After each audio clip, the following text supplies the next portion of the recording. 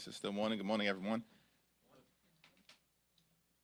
This is now day 19 of the new administration. And we were told that Republicans were prepared to lower the high cost of living for everyday Americans. But we've seen nothing, no action, no legislation, no ideas, no proposals, nothing to lower the high cost of living. Despite all of the focus and promises that had been made around lowering costs last year by my Republican colleagues. House Democrats will work with anyone in this town to improve the quality of life of everyday Americans. That's our focus. We want to get stuff done. We want to make life better for the American people. We want to drive down the high cost of living because America is too expensive. Housing costs are too high. Grocery costs are too high. Insurance costs are too high. Utility costs are too high. And child care costs are too high. America is too expensive. Why can't my Republican colleagues agree with that simple proposition and work with Democrats to get something done? No ideas, no bills, no proposals, no executive orders, nothing from Republicans but chaos and cronyism. How is that lowering the high cost of living for everyday Americans? It's not. It's day 19, and we're still waiting. Questions? Mr. Leader, good morning. Thank you. We expect sometime before the end of the weekend, maybe Monday, Republicans to release their tax cut and government spending cut plan here. Will Democrats just dismiss that out of hand? And can you elaborate what the concerns are if they start to nibble around the edges of entitlement programs? But by the same token here, the idea that there'll be tax cuts in there, that they would argue is something that would lower costs for people. We've been waiting for this so-called budget proposal for weeks. When is it coming? And what's the problem? What's the problem? We've been lectured for months by Republicans that they have a big mandate. Where is your bill? Where's your budget proposal? What we've seen from Republicans in terms of the budget is that they want to end Medicaid as we know it, are considering eliminating the mortgage interest deduction, and want to take away veterans benefits and nutritional assistance from children and families. Is that something that Democrats will support? No. We will also not support massive tax breaks for Republican billionaire donors and wealthy corporations while doing nothing to lower the high cost of living for everyday Americans and then sticking working class Americans with the bill. But it's all hypothetical because we've been waiting day after day, week after week, month after month for the Republican budget proposal. Where is it? What's the problem? You've lectured America that you have a big mandate. Where is it? Thank you, Mr. Leader. Earlier today, Speaker Mike Johnson said that Democrats have been unresponsive over the last couple of days with respect to government funding negotiations. Can you update us on where things stand? What's your response? Projection. I'm sorry, can you clarify that? Because he's alleging that Democrats are trying to set up a potential. Rosa, first of all, Republicans control the House, the Senate, and the presidency. They have every vote that they need, as we've been lectured, to do whatever the heck they want to the American people. Let's be clear about that. It's not Democrats saying that, that's Republicans. That's the whole idea behind the so-called budget reconciliation process. Republicans have told America repeatedly, we can do whatever we want because we control the House, the Senate, and the presidency. Republicans have been saying that. So I think my initial response, projection, should speak for itself in that context. But what also is clear, as Rosa DeLauro has stated publicly, Democrats continue to negotiate with our Republican colleagues. We want to find bipartisan common ground in funding the government to meet the needs of the American people. Rosa DeLauro, who was leading our effort as the top Democrat on the House Appropriations Committee, has been trying to get Republicans to respond to her for weeks. Weeks. In fact, she's had the opportunity to actually speak with Senate Democrats and Senate Republicans. It's projection. We want to find bipartisan common ground. We are working hard to reach a spending agreement that meets the needs of the American people in advance of March 14th. I'm hopeful that Republicans are actually willing now to sit down at the table and reach a spending agreement in the best interests of the American people, not in the best interests of their billionaire donors.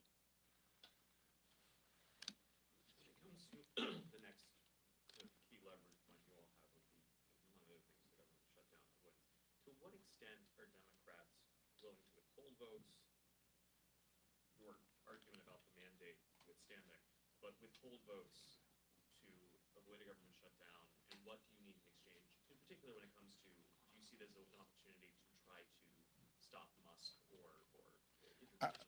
I appreciate the question, Kevin, but I'm trying to figure out what leverage we actually have. What leverage do we have? Republicans have repeatedly lectured America. They control the House, the Senate, and the presidency. It's their government. What leverage do we have? We are going to try to find bipartisan common ground on any issue. We will work with anyone in this town to get things done for the American people, to lower the high cost of living, secure the border, and keep our communities safe while defending dreamers, farm workers, and families at the same time. We have repeatedly made that clear. But Republicans have decided to go it alone. That's what the budget reconciliation process is all about. And so we're ready, willing, and able to work with our Republican colleagues and the current administration, as I have repeatedly stated, on any issue in order to make life better for the American people. That's why we're here. We've made clear from the beginning, there's a season to govern and a season to campaign. We are in the governing season. And so we're ready to work together on any issue. But I'm also confused about the leverage that we allegedly have in the face of such an overwhelming mandate that was given to Republicans by the American people, according to them. A sticking point for your party after December was Elon Musk announcing his opposition to the funding bill. Are you looking for reassurances from the Speaker, Republicans, that he won't be involved this time around? Yeah, we're looking to find common ground and to get to an agreement that meets the needs of the American people in terms of their health, safety, national security, and economic well-being. Pretty simple. It's all we want to do. How do we best protect the American people in terms of their health, which includes but is not limited to Medicare and Medicaid, along with the Affordable Care Act?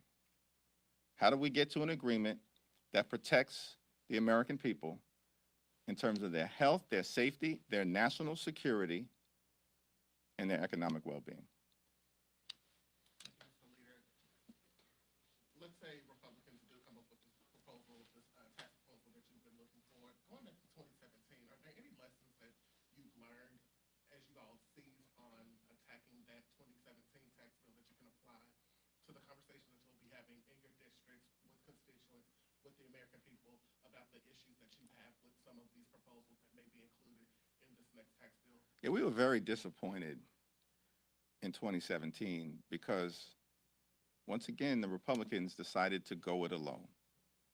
As opposed to working with Democrats in a common sense way, we House Democrats are the common sense caucus. Instead of working with Democrats in a common sense way to actually find bipartisan agreement in 2017 around so-called tax reform, they decided to jam the GOP tax scam down the throats of the American people and set up a situation where 83% of the benefits would go to the wealthiest 1% in America. And every single Democrat said, we can't support that because that's not in the best interest of the American people. Now understand, if you go back to 2017, which your question relates to as a reference point, there was a conversation about lowering the corporate tax rate to make sure America could be more competitive. And the corporate tax rate, as I recall, was at 33%. 33%. And the Obama administration budgets had indicated that we would be prepared to drop the corporate tax rate to 28%.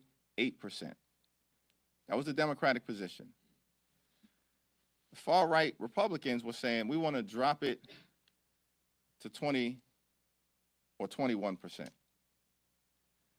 The CEOs of America came to us and said, if you can lower the corporate tax rate to 24 or 25%, that would put American companies in a competitive position economically. So it doesn't take a rocket scientist to know that if Republicans were really interested in reaching a bipartisan agreement, and on the one hand, you've got Democrats ready to get behind 28%, and on the other hand, you've got Republicans, many of whom were saying 21, but many of whom were also saying lower the corporate rate into the mid-20s, and the CEOs of America were saying 24, 25%. If they actually wanted to work together, as opposed to engaging in projection, we could have landed the plane right at 24, 25%. Instead, here's what Republicans did. They blew through the number of 24 and 25% that corporate America was asking for, landed at 21, and then detonated the state and local tax deduction in order to stick it to people, Democrats and Republicans, in places like New York, Connecticut, New Jersey, the heartland of America, including Illinois, and in California, including people who live in the Pacific Palisades. That's the lesson from the 2017 GOP tax scam. If they replicate that approach, it will be met, I suspect, with the same perspective from House Democrats. Thank you, Mr. Leader. I have a broader question just about your party. A lot of your members have expressed concerns that their offices are being flooded with concerns from their constituents, outside groups, activists saying that Democrats, elected officials are not doing enough to push back against the Trump How do you respond to that kind of criticism? I sent a 10-point Dear Colleague to members of the House Democratic Caucus on Monday, setting forth the things that are being done to stand up in the best interest of the American people. That correspondence and the actions that continue to be ongoing speak for itself. I wonder how you approach this next phase of the budget conversation from a very specific angle of preventing a government shutdown. In that, are you worried that Republicans may use the opportunity of passing a continuing resolution that would essentially codify what Elon Musk and the Doge folks are trying to do without congressional approval? So the best example being, if they present you a continuing resolution that zeroes out USAID funding, which would appear to be just something to extend government funding, but they would kind of try and put in some of these proposals that Musk has had. Are you worried that that could be a tactic that they use and then present it as a way to prevent the government from being shut down, but actually they're already starting to begin these budget cuts before they get into the appropriations process in earnest? House Republicans have refused to sit down in a meaningful way to have these conversations, and so it's hard to be able to assess what they may or may not present. We've been very clear in terms of our framework. We want to find bipartisan common ground consistent with the Bipartisan Fiscal Responsibility Act that was passed in a strongly bipartisan way by both the House and the Senate in May of 2023 and remains the law of the land. That is the path forward that will allow everyone to come together to reach a spending agreement that meets the needs of the American people. Jeffries, just to follow up on that, are you saying that Democrats could not agree to a government funding deal while the administration is doing these unilateral spending freezes and trying to get rid of agencies? Do you need them to reverse course on that in order to reach government funding? Are you saying that I said that? No, I'm asking you what your position is. Well, my position is that we have a Bipartisan Fiscal Responsibility Act that was agreed to in a bipartisan way. The majority of Democrats, the overwhelming majority of Democrats, and a majority of Republicans in the House supported that agreement. Same thing happened in the Senate. It was signed into law. It remains the law of the land. We continue to make clear to our Republican colleagues we're ready, willing, and able to reach an agreement. They just have to come to the table. Look, I get it, right? They're spending a lot of time arguing with themselves as part of the ongoing GOP civil war around the budget agreement that we've yet to see presented to the American people. They've been kind of busy fighting amongst themselves around how big the tax cuts will be for their billionaire buddies and how much they're going to cut out of Medicaid as part of their scheme to end it as we know it. I get it. Republicans have been busy. There's an ongoing internal GOP civil war around the budget. They have to get serious about sitting down with Senate Republicans, Senate Democrats, House Democrats, and the administration in order to reach an agreement in advance of March 14th. We look forward to reaching an agreement that meets the needs of the American people. Some Republicans have raised the prospect of a long-term stopgap as both sides struggle to strike a full-year funding bill for FY 2025. Would Democrats get on board with something like that? And are people started to kind of talk about the threat of the sequestration cuts after April? It was my understanding that the particular Republican proposal about a continuing resolution, because that has not been presented, as far as I can tell, to Senate Republicans, Senate Democrats, and it certainly has not been presented to House Democrats, is that they were internally contemplating passing a continuing resolution on their own with their big, beautiful mandate. obviously prioritize some working class elements like no tax on tips, social security, and overtime. How do you message against the broader package when when you might agree with some of those points in the legislation? We don't know what's in and what's out of the Republican budget proposal because it's been delayed for weeks without us being able to see an actual specific plan of action. And the questions that we continue to ask is what will be done to lower the high cost of living for the American people? Are we protecting Social Security, Medicare, or Medicaid? Are we providing tax relief to working class Americans and middle class Americans and all those who aspire to be part of the middle class? Or will the GOP tax scam, part 2, take effect, where the overwhelming majority of benefits will go to the wealthiest 1% in America? These are the questions that we've made clear to our Republican colleagues we will ask, and we look forward to answers being provided to the American people. Last question. Last two, I'm sorry. So, obviously there's talk now from the Trump administration about getting rid of the Department of Education. Chances of that happening are very slim, and obviously you do not support that. But there could realistically, potentially be a scale back of the powers of the DOE or some type of significant reduction in spending. Is any type of reform to the Department of Education on the table for you?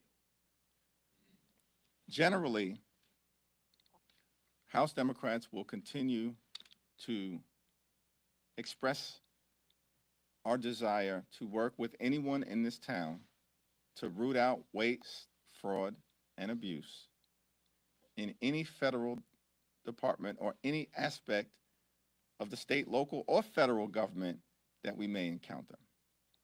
The American people deserve a government that is effective, efficient, and equitable. That's the government that the American people deserve. That's the government that we will continue to work hard to bring about with respect to any department. The Department of Education has a uniquely important place in the lives of the American people.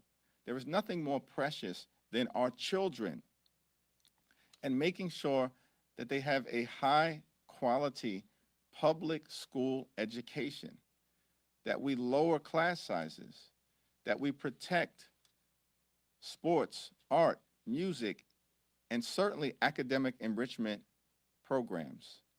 It's important for us to allow the Department of Education to continue to do its work, to be there for children with disabilities. That's the heart, soul, and spirit of America. For the life of me, I can't understand why Republicans want to abolish the Department of Education. It's baffling to me. It's baffling to the American people. And we will continue to defend our public schools. Thank you, Leader. Let's say that you all are able to establish some kind of bipartisan agreement with the GOP through these talks.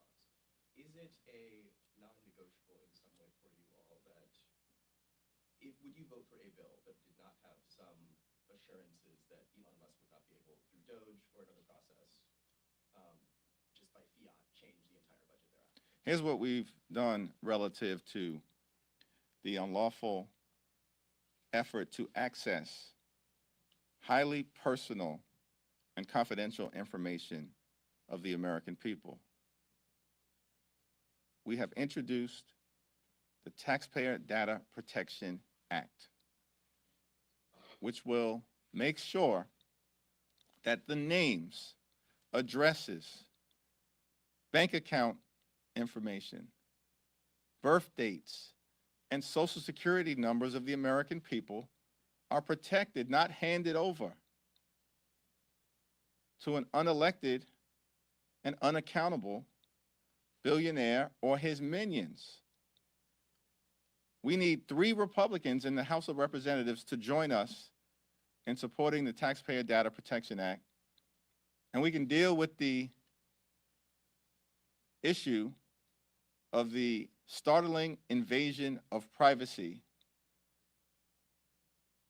that will hurt everyday Americans by simply moving that legislation forward, which is why we introduced it as House Democrats this week. We will again be very clear. There's a path forward as it relates to reaching a spending agreement in connection with the upcoming March 14th deadline, and that is compliance with the Bipartisan Fiscal Responsibility Act. Thank you.